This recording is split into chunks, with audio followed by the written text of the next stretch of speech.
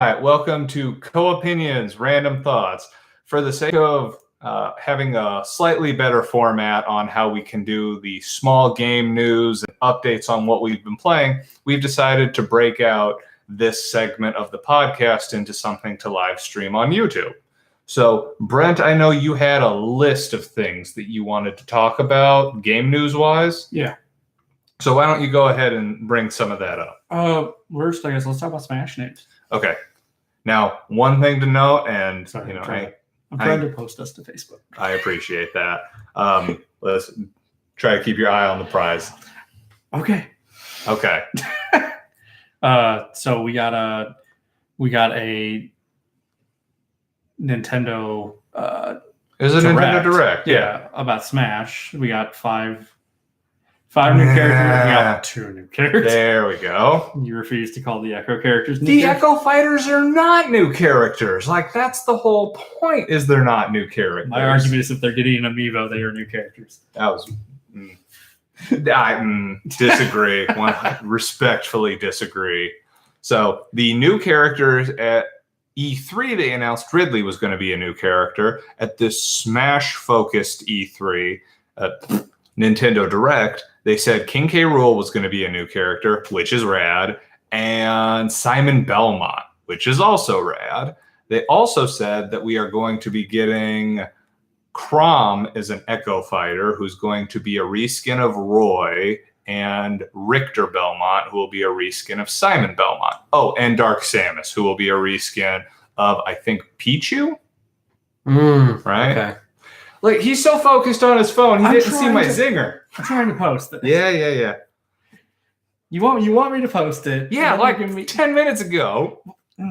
Yeah. So anyways, we got... Don't you shake your head. Anyways, so that was interesting. But they haven't announced when other amiibos are coming out, which is... I'm expecting them to be like a month before. You think? Actually, I'm giving them less time, 2 weeks before. So they've announced, at this point, the Inkling, Ridley, Daisy as an Echo Fighter, Chrom as an Echo Fighter. They've only shown Daisy. We could only pre-order 3 of them. Yeah. I'm trying to tell you all the new amiibos. Snake. Yes, Snake. King K. Rool amiibo will be rad. Poke Trainer. Or we don't know how they're going to do that. Since Charizard is already in there. Yeah, I'm not sure how that's going to release a amiibo for all 4 of them and be like, they can all do the same thing.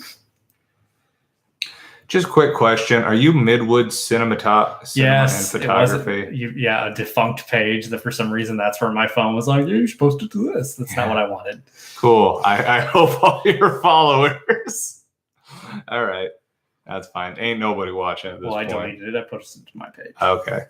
Anyways, so the Smash news was interesting. I mean, I'm not sure if I'm going to buy it right when it comes out. Not that, I don't think it'll be good. But it's still a Smash game. I mean, I kind of do really want to get the collector's thing. That hasn't been announced for America, as far as I can tell. Oh, I thought it was announced for everywhere. No, I thought it was just the EU. Well, no, not the collector's, the bundle pack. Yeah, I know what you're talking about. There's a collector's and then there's a bundle pack. There's the bundle with the GameCube controller and the GameCube adapter. That's what you want? Yeah. Bros, bundle. I gotta say, I'm still disappointed that Nintendo hasn't been like, here's every color of Joy-Con in the world. Let's see. Well, I mean, there's been a fair amount of them. There have. There's the red and blue. There's the gray. There's the neon colors. There is the yellow. There is the pink and green. There is. I feel like there's more. Is there a yellow that's just both yellow on both sides? Mm-hmm. It's I've not seen that one. It's awful. Really? Yeah, I think it looks terrible. Look, I just want my gold so we can have a Zelda themed. Yeah, well, I feel like if they were going to do that, that would have been Breath of the Wild. That's what I would have thought. But they gave it. And they gave you the carrying case. You could have got the Zelda carrying case. Ooh, so fancy. So they have the GameCube controller, but I'm not finding the bundle. Well, it's not out yet. It hasn't even gone for pre-order.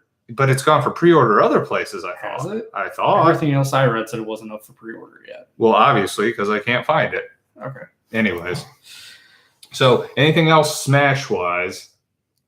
There's how many levels are we getting now? Like over 100. Yeah. How awesome is it that the Castlevania soundtrack is going to be over a 30-minute medley of Castlevania music? That's awesome. Castlevania has some on-point tunes. Now, where are we going to start with those? Is it going to be just like start Symphony of the Night and move from there, or is it going to be like 8-bit Nintendo? I mean, I'd imagine it'd be remixes of the first game onward, because even the first few games have some really memorable tunes to them. They do, but they were also very chiptuned because Well, of the yeah, the it's console. not, So I it's, severely doubt. are they going to reorchestrate them? Yes. Okay. Well, I don't know, but I would imagine that. Because it could be kind of interesting to hear it start as chiptune and move into The evolution. into the orchestral. Now, Isn't there like over 800 songs? What? So are you thinking they're doing all the Castlevania music? No, not Castlevania, period, in the game. Oh, yeah, probably. I mean, that's an enormous amount of music. So if you don't have anything else about Smash, did you hear there's going to be a new Nintendo Nindy showcase on Tuesday? Another one? Yeah. After that surprise one they dropped on everyone? Yeah, give me half a sec. I write these kind of things down so I don't have to remember them. Yeah, they said earlier this week that there's going to be a Nindy showcase, and that will be on Tuesday at 11 a.m. Central. Huh. Now, for reference, the last Nindy showcase was 11 minutes long and was mostly ports, as frequent contributor to the show Nick has pointed out. But I do like all the love it's getting, and I personally think I'm going to put Josh, my bet on this one. Yeah, gotta love the neighbor's dog. Okay, I was about to say that wasn't our dog. Anyways, I'm putting my money on the bet that at the end of this Nintendo Indie Direct showcase, that they're going to say, oh, by the way, we have an update about the next Shovel Knight DLC. It's out today, because it's on a Tuesday, and they've been talking more about the game. Yacht Club Games has, and it's been about a year, and they said they were working on the third DLC, which this would be, and the second DLC in tandem. So I would imagine a lot of the development's already been done, and they've been demoing it, and there is a precedent for them to go, boom, this is coming out, because just a precedent. Well, they did it for Hollow Knight at E3 this year, which that game was fire. I don't know if you played that, Jake. Mm-mm. Brent, you would think it's pretty. I've watched you play. Yeah, not for you. Yeah. Anyways, so past that, what other gaming news, Brent? There was a bunch of Assassin's Creed stuff. Yes. The ending can be changed via your choice. I'm curious how much it changes, if you know what I'm saying. Like, is this like at the end of Fallout, where depending on what you said, they change what the little card is, and there's like 5 different segments, and then wherever your choice is different, it's like, well, and then the assassin chose to destroy all this or save all this. Like, is it a meaningful change? Valid. I'm still curious, since playing as either character doesn't change the story. Right. So it's going to be pretty awkward when it gets to that scene of sweet love making with Theseus. Mm-hmm. What was that other one that was pretty great? Assassin's Creed was. There won't be one in 2019. That's awesome, because I was worried they were going to be falling into their old habits. So that's pretty great. No, to that hear. feels great, because that means we can have a break. Yeah. I need a break every once in a while now. Mm-hmm. Too much Assassin's Creed is too much of a good thing. Like, I think you've tainted that phrase for a I while. used it once. Yeah, Massive and you thing. tainted. I mean, that's like, no, that's too extreme of an example. Is it really too much of a good thing if some of it is a bad thing? There's only one really bad Assassin's Creed. It's like, Well, okay, there's Two- only one really bad, but there's more than a few forgettable ones. I disagree on that one, but You never played Liberation. okay, Liberation. I didn't. You even- never played were the only one who- Chronicles. Yeah, but you're counting those as main games. Now I'm talking about the main ones. Well, okay, but Liberation is definitely a main, like, okay, maybe kind of a spin-off, because it's called Assassin's Creed 3 Liberation, but they re-released it in HD to try and improve. Now, mind you, it was because it was originally released on the Vita. But yeah, they've pretty much, I guess this is kind of news, Sony said they were going to discontinue production of those cartridges. And I think they might be decommissioning the store part of it. I think the Vita is about to get all of the nails in the coffin, which makes sense because they were referring to it as a legacy system 3 years ago. The last bit of one of the DLC for Odyssey may take you to Atlantis. Yeah, interesting. I mentioned this before we started recording, but the second DLC for Assassin's Creed Origin, which we both recently picked up, includes going to afterlives in Egyptian mythology. Not 100% sure where that's going. Yeah, I'm not to that one yet. But I gotta say, this is interesting just because we're mentioning Assassin's Creed Origin. Did you see what the final 2 options were for the most recent God of War game? They had it narrowed down to 2 mythologies. Oh, Egyptian. Yes. Yeah. Now, I was vindicated because I think I even recorded on this podcast once. I want them to either do Norse mythology, Egyptian mythology, or Central American mythology. So Aztec. Yeah, Aztec, Olmec. Yeah, Central American. Mayan. I also think that Indian could be really interesting, but I think that is a little too aggressive of a culture. There's a lot of I don't want to mess this up because I work with a lot of them. There's a lot of Hindus I work with, and I feel like they would be insulted in an understandable way. Now, that being said, a lot of their pantheon has some very violent characters. There's someone called Shiva the Destroyer. They're aggressive and also have both genitals. So, anyways, they could also do Japanese. They could, especially or a lesser known mythology from the quote unquote Far East. Did you know there's a difference between the mythological Japanese fox and the Korean version of that? The Japanese one can be friendly to people, whereas the Korean magical fox eats people all the time. That's all it does. It's not nice ever. Well, and if I remember correctly, there's 2 different Japanese fox. There's the kitsune, which is the 9-tailed, and then there's just a regular fox spirit. Right, but the kitsune versus, I think it's called Yumio, maybe, the Korean one. They seem similar at a surface level, but I think the way I heard it compared is if you call it's the difference between a Native American and somebody from Bombay. So the uninitiated might call them both Indians. Anyways, what else you got game news-wise, Brent? Doom Eternal gameplay. That was rad. Oh my god. So you haven't seen it yet, Jay. I did. I had forgotten that I had actually watched it. So it didn't make much of an impression on you, is what I'm gathering. Oh, no, it looked quite interesting. It was just, it's been a very hectic month. Okay. Well, I thought it looked rad. Oh, yeah. No, I'm stoked. I enjoy how tongue-in-cheek it currently is, because some of our new demon friends might not, some of the new residents may take offense. So please be careful when you're choosing what to call them, which of course got people up in arms, because of course it did. That's the world we live in now. Great. But hey, you get a super shotgun again, and this time it has a hook shot. Awesome. Did you see, I was curious in that they show you grabbing an extra life.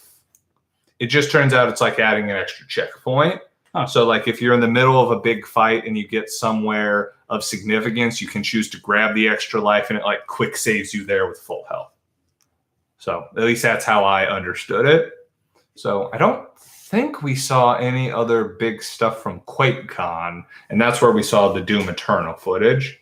There was nothing I cared about, which doesn't mean it's not significant. They also talked more about Fallout 76 at QuakeCon, if I remember correctly. Bethesda, because they talked about I didn't see that. How it's going to be co-op. It's not going to just be an MMO. You can have private servers, which is thankful. And how PvP works has to be quote unquote consensual, sort of. You can't just grief people. Right. It's curious. Each other.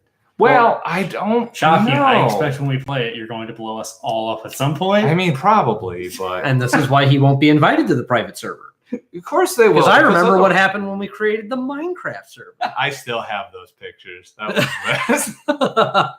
Here's the village before, and here's the village after. Here's Brent spending multiple days building a village. Here's Josh wiping it out in moments. He never actually got to any of my stuff because I never told him where it was. Right, because there's that picture that I still have where it's like, hey, Jake, what's this house?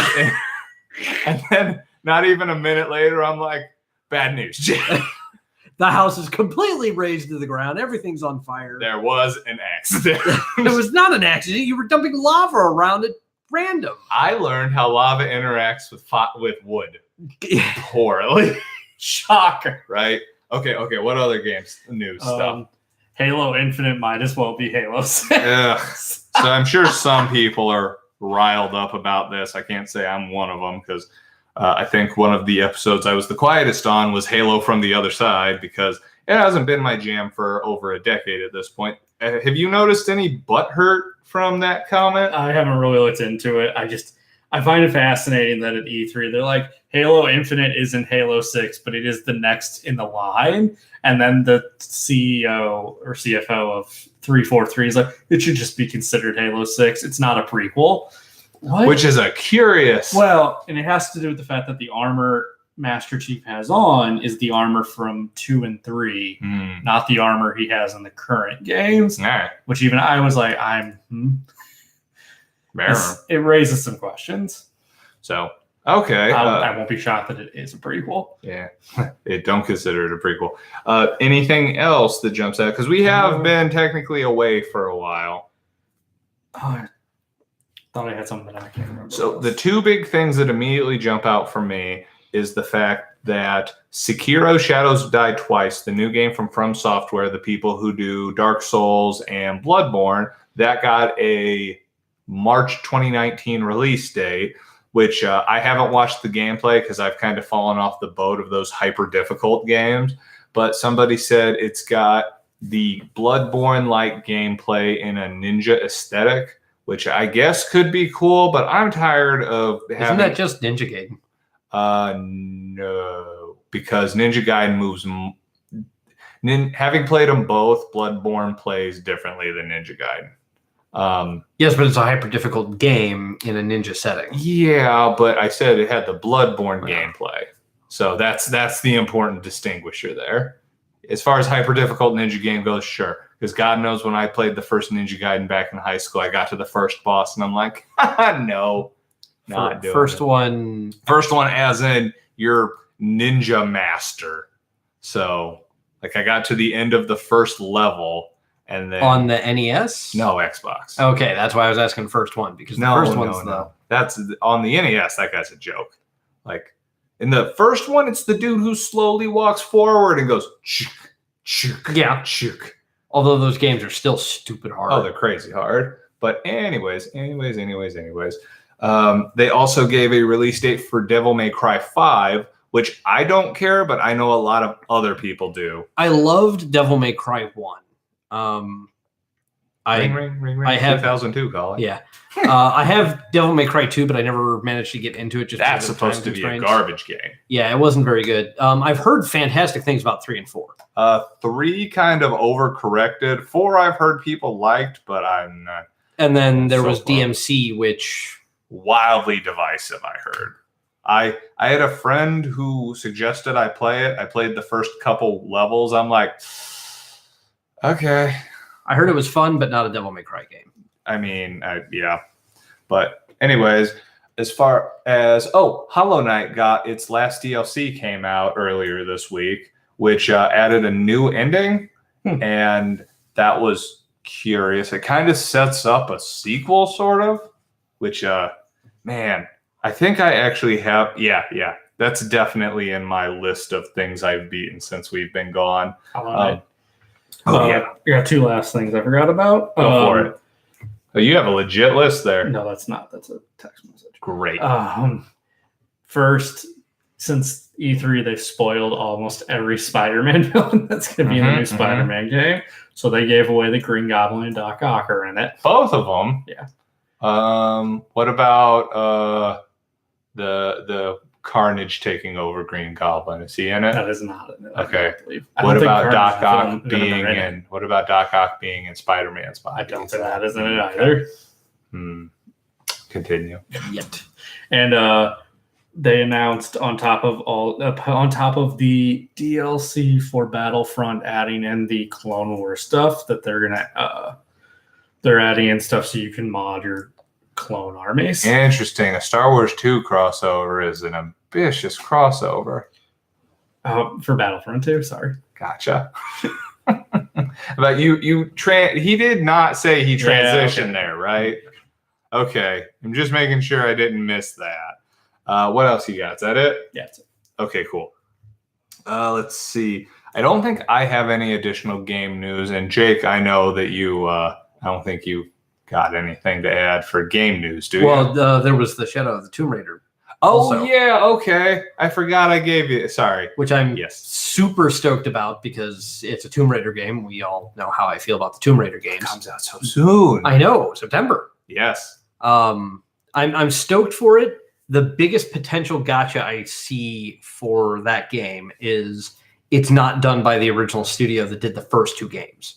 So whereas the studio has done some work on those games previously, they weren't the driving studio behind it. Mm-hmm. My hope is that the creative director was still involved, and so the game still has the same feel as the first two games. All right. It doesn't have to be like the same story, but they need to not screw up the flow of those games. Well, I've also heard it's the ending of her first trilogy. Like, this was supposed to flesh her out as the Tomb Raider. Like, this is supposed to be the end of the narrative arc. This is supposed to be kind of how the first one was, her becoming, kind of realizing that she's actually capable of more than she is. She's not just this little kid in the shadow of her father. Mm-hmm. The second one is really more of her kind of learning how to deal with that stuff. The third one is supposed to be about how she, in her hubris, makes a giant mistake and has to deal with the consequences of making that mistake and try to fix them.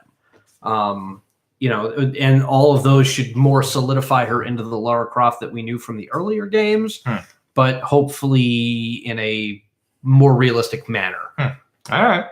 Okay, so I think that's about good on news stuff. Jake, I'd imagine out of any of us, you have the least amount of little games you've beaten in the last few months. I just recently wrapped up the first two Tomb Raider games so that I could be probably ready for. So the new... I have prepared myself for the new game.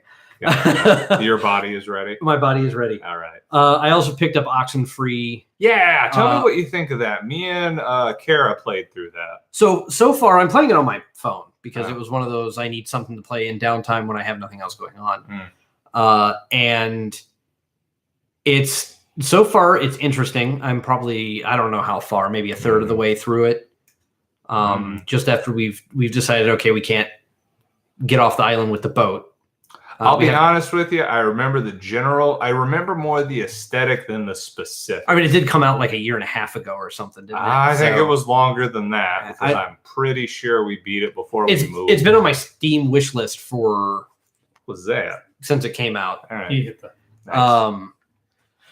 Nice. So I'm going through that and I'm trying to see how... I'm enjoying it so far. The story seems interesting, but I'm hoping they actually do flesh out what the heck's going on because right now I'm still pretty confused. They do. It's very, I told you, it's very 80s, like teen suspense. Yeah. Let's see. Anything else?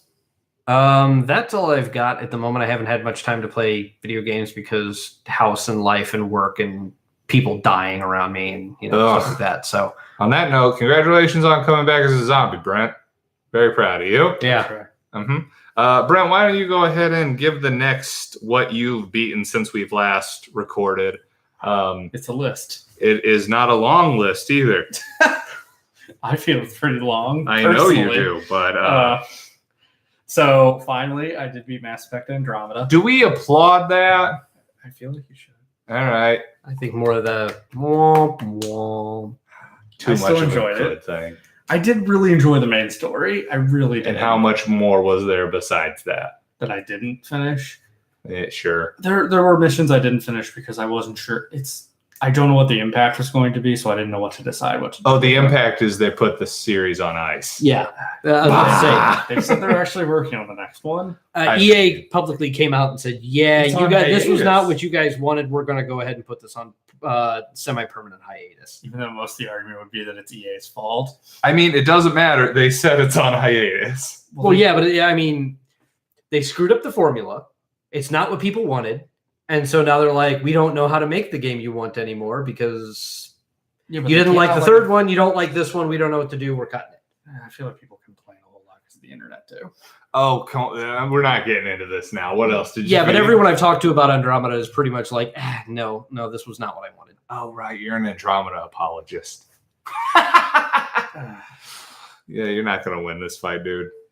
We can say pretty much whatever we want, though this is being recorded for posterity. Ain't nobody watching this. Shockingly, recording this at 9:30 at night was not a wildly successful recipe. Surprise. Right. Then I beat... Then we streamed me beating Icy. Yeah, that backfired a little bit because I was Yeah. hoping that we could mute the announcer, who is not Good. the best. I don't want to poo on him because I can't prove I would do better. But like, I feel like all my complaints about that guy were valid. Yeah. Like, well, do you think that game would have been more interesting with a better narrator? Yes. Yes, and that's what we were trying to accomplish. Then me and you co-opt Super Bomberman R. Yeah, that was weird. Yeah, it was. It had the depth of the story I expected. I mean, it was like a Saturday morning cartoon. Oh, God. There are better Saturday morning cartoons. I mean, like for children. Yeah, okay. Yeah.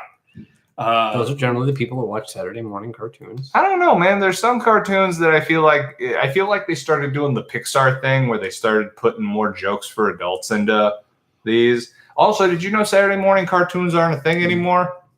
That doesn't surprise me. I haven't been up before 11 on Saturdays in a very long time. Sure you have. You stay up till like 4 a.m. Yeah, which is before 11. Yeah. And then I go to bed and I wake up around like, noon. There you go. Whatever. Let's see. Yeah, it was goofy fun. Yeah, and then I played your Mom Hid My Video Game. That was hilarious. Oh my God. It's a really fun, it's a novelty game. It Yeah. really is. You spend $250 playing a game for an hour. Yeah. Like Now that you've played it, like the enjoyment would be watching someone else play it. that's what I did. So me and Kraus bought this. I bought this game when Kraus was over because I thought it would be just a silly puzzle game. And it is. The thing is, Mom took your game and you have to solve simple puzzles in each level to get it back. Simple to the point where it takes you about an hour and a half to beat this game, and it's 50 levels long. It pulls a interesting twist in the clutch, though, because the 49th level, to keep your mom from coming in, you jam the door and you start playing your game, and it says day 50, 51, 52, 70, 90, 1,000. And you're now like a young adult sitting in filth and your game is in front of you. And then if you play it, you get the game over screen because now you don't want to be playing your game. So to win the last level, you have to unjam the door. The door opens up and Mama, and you hug her. But I love how no one else is aged. Nobody else but your character is it. Well, and the best thing is that like the last level, there's no music. There's always this really, it's like a 15-second loop. It's like wah, wah, wah, wah, wah, wah. But the last level, there's nothing. And then you open it up, it's like, Mama, wah, wah, wah. And then his sister and grandfather appear. Yeah. Oh, it's great. Yeah, it's amusing. It's super. Especially just losing levels is an enjoyment. It's very funny. What else you got, Brent? Then I beat Horizon Zero Dawn and the Frozen Wild. We should record a podcast about that. And coming soon to a don't date stuff. Yeah, don't date the thing that we're doing solely so we can date it. Anyways. Then we streamed a little bit, and then I beat on my own Transistor. Yeah, what'd you think of that? I enjoyed it. Did you? Because when I was watching you, like the fighting system, and you did not agree. I got the hang of it. Okay, I put a little bit of the blame on myself for that. I admit that I was backseat gaming, but I was trying to give you advice during the boss battle that was miserable for me. And I didn't think it'd be enjoyable for you to just get your ass beat while hanging out. Like, I didn't think that'd be fun at all for you. I mean, it worked. And now I have started up the first of the 2 DLCs for Assassin's Creed Odyssey. I mean, Origin. Yes. I think I will be curious to talk to you more about that. I find the first DLC to be a good epilogue. I have no idea how the second DLC is going to. I'm curious if it's more of a Tyranny of King George kind of thing, where it's more of a wacky what if. Yeah, we'll see.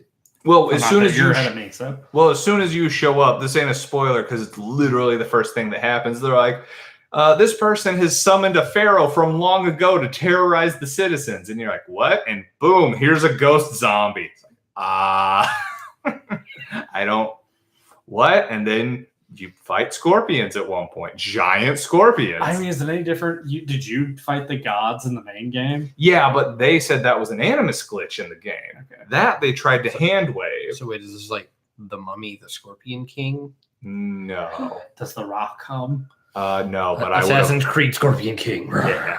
Anyways, so Brent, you good on stuff? Great.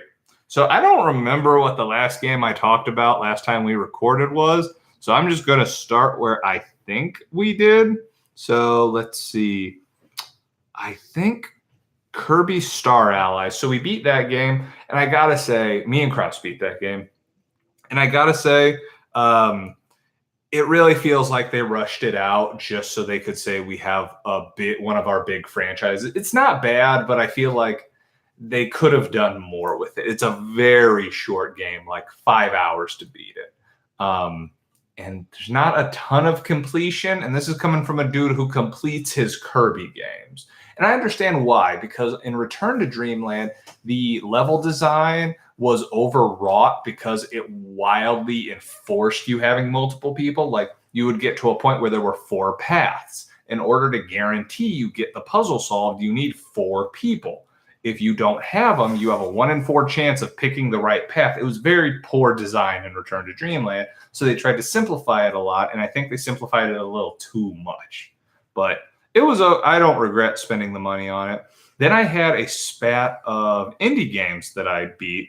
Owlboy was one of them, which is a gorgeous game. I also beat Hollow Knight, and I think I beat Stardew Valley after we stopped recording for a little while.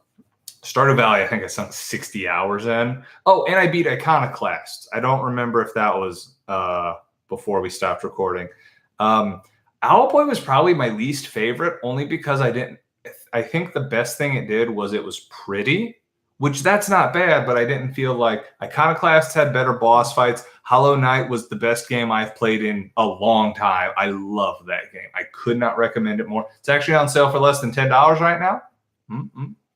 Good to know. You just told me it's not my game. I mean, maybe you'd be decent at it at some point. Give them money. Give them money. I also started and destroyed World to the West because, and I can say this because it hasn't gone up yet, which, again, dating the episode, we interviewed the guy who runs the Rain Games studio. And by we, I mean me. He's an awesome dude. I can't wait till that goes up. I'm actually going to try to put the video for it up, but we'll see how that goes. I have faith in your abilities, Brent. We'll talk about it. Yeah, right. Anyways, I also picked up Cuphead because that was on sale. And, I didn't expect that to be quite as engaging. Like, I heard a lot of people complain about the difficulty. And don't get me wrong, it is hard. But man, oh man, I think I got through that game in like 4 sittings. Like, I loved that game. It was so good. So not Dark Souls hard. I hate when people say that. When they're like, it's the Dark Souls or blah, blah, blah. There's other hard games. There's been hard games for a long time. Like, the phrase Nintendo hard exists. Okay, I'm sorry. It's not Friday the 13th hard? Yeah, but that's called crap. Like, it's not like Mike Tyson's Punch-Out hard at the end. Like, that was actual challenge. That's not saying Dark Souls isn't difficult, but when they're like, it's Dark Souls meet X. Man, What did you get? What dime store Yeah, but college did you get your journalist degree The whole from? point of the Dark Souls thing is that it is intended to be hard, whereas the Nintendo games were hard just to give you the replayability.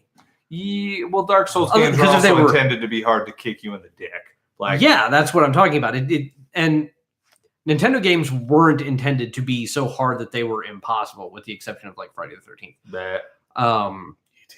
But Dark Souls is specifically there to just kick you while you're down over and over and over again until you either rage quit or become so good that you're some kind of weird messiah. And that's why people bring that up is Cuphead isn't a game that's hard for the sake of being hard. It's hard because it's fun and helps with the gameplay. And having beaten Dark Souls 3 and Bloodborne, Cuphead was designed hard in a way that was pattern recognition and like it felt like it was a fair kind of hard. Having beaten those other games, they are not. Right. Brent, you've seen some of the... Yeah, God, look at this shitting smile, you dick. Anyways, also, 3 years after it was supposed to be delivered, La Mulana 2 came out. You want to talk about a game that's Dark Souls meet bullshit? It's La Mulana. Okay, so I read a great review about this, all right? Fantastic review. And it's, do you rate the game as a 1 out of 10 because you can literally lose 2 hours of progress because you didn't notice a trap? So let's pretend here, but there's a U, all right? At this part of the U, there's a treasure chest. You start up here. There is a platform in the top, so you could technically jump across. So I go down to the U, grab the treasure chest, walk out a little too fast, platform falls down and kills me. Cool. Walk down to the U, grab the treasure chest, wait for the platform to fall down, jump on the platform, go to the top, destroy a wall at the top of the U, grab the thing inside.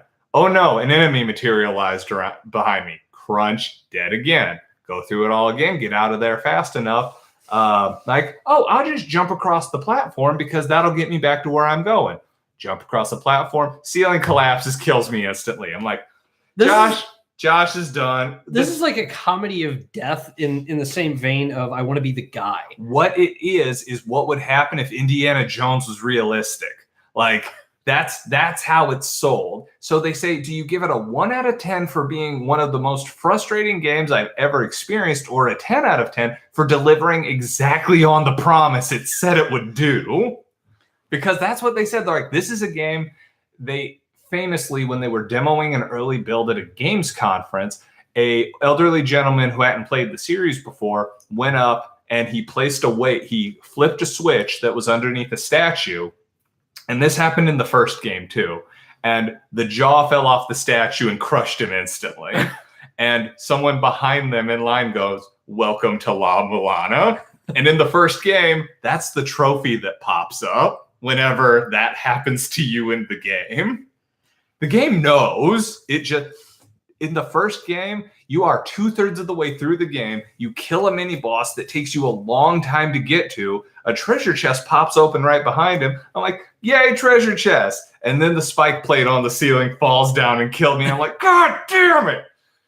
Oh my God. It never stopped. I beat that game, by the way. And I will beat this one eventually. But oh my God, it never stops. I also picked up a game, Hellblade: Senua's Sacrifice. Brent played the intro of this game. Yeah. This is a dark game. Yes. This is a very dark game. It's a game that uses binaural audio to simulate. The main character has psychosis, which is most likely paranoid schizophrenia. So it doesn't have a heads-up display either. So as you're walking along, the voices will be like, focus, you need to focus. Why aren't they focusing? They should be focusing. Why is she going that way? I think she's going the wrong way. Like, oh my God. Oh my sweet God. Slowly drives you actually insane. I couldn't play it in long chunks because I'd get through like an hour and a half and be like, I am emotionally drained. It has a fascinating backstory too, because the woman who was doing the motion capture, she was only meant to be a stand-in. And then after so much motion capture, they're like, she's nailing this. We're just going to have her do it. Melissa Juergens, I think. Juergens? She's a European actor model of some sort. She killed it. Like, is because I like to become very immersed when I play games. Like, this was emotionally draining for me. I would 100% suggest checking it out because of her paranoid psychosis. This is set in like the 7th century, 8th century, and she is a Celt whose boyfriend, lover, husband, whatever, was killed by Vikings. So she goes to free his spirit from Helheim. But because of her paranoid schizophrenia, she sees all this magic happening. But is it magic or is it her delusions? Because you'll spend like an hour going through, you'll go up to a door, and Brent, you might play this at some point, but there's no way you didn't have this thought. You'll go up to a door and there'll be runes on it, and you'll be like, I can't open it. The magic's too strong. And I'm wondering, I'm like, and the way you solve it is you have to go around and find the runes on the door represented in nature, like just random places. And the first thing I thought was, is there actually magic on this door? Like, or is she just kooky? Or is she kooky? And about 3/4 of the way through the game, the voices start whispering. They're like, what are you even doing? You see runes everywhere. There's no magic there. Why are you taking so long? I'm like, like, I don't like this. This sounds like all sorts of fun. Oh, I would 100% recommend it, especially since they outright say that, this is done under the, we've talked to an enormous amount of people suffering from various forms of psychosis to try to accurately represent this both auditorial and visually, because we think this is an important thing that needs to be brought up. And actually, on Mental Health Awareness Day, every sale went directly toward a nonprofit meant to raise awareness about this kind of stuff. Like, it's good on a lot of levels.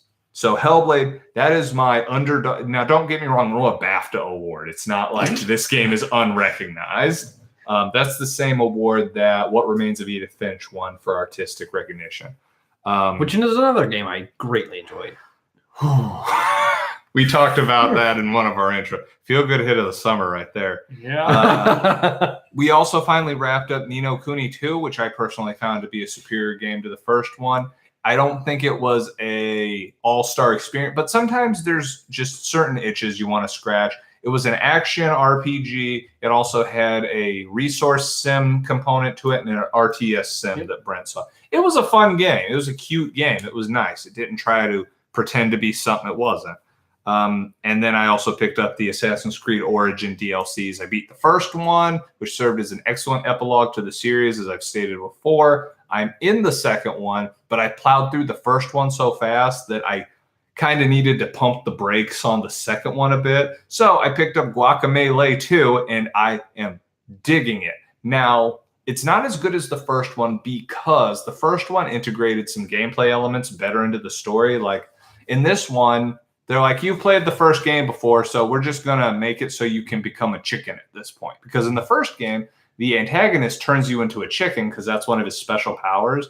And they established that the bad guy becomes the bad guy in the first one because he turned the devil into a chicken. And then later, while you're running around as a chicken, you see the devil chicken. And he's like, I can teach you to turn back into your character. And I just thought that was a great way to integrate like the new gameplay mechanic with the story. Like, it was a really cohesive way to integrate a lot of what was happening. And then this one, it feels like they're like, we don't really want to have to give you all these things again, but it's a Metroidvania trope in sequels. So we'll take them all away at the beginning for some arbitrary reason. And within an hour and a half, you'll have back about 70% of your repertoire.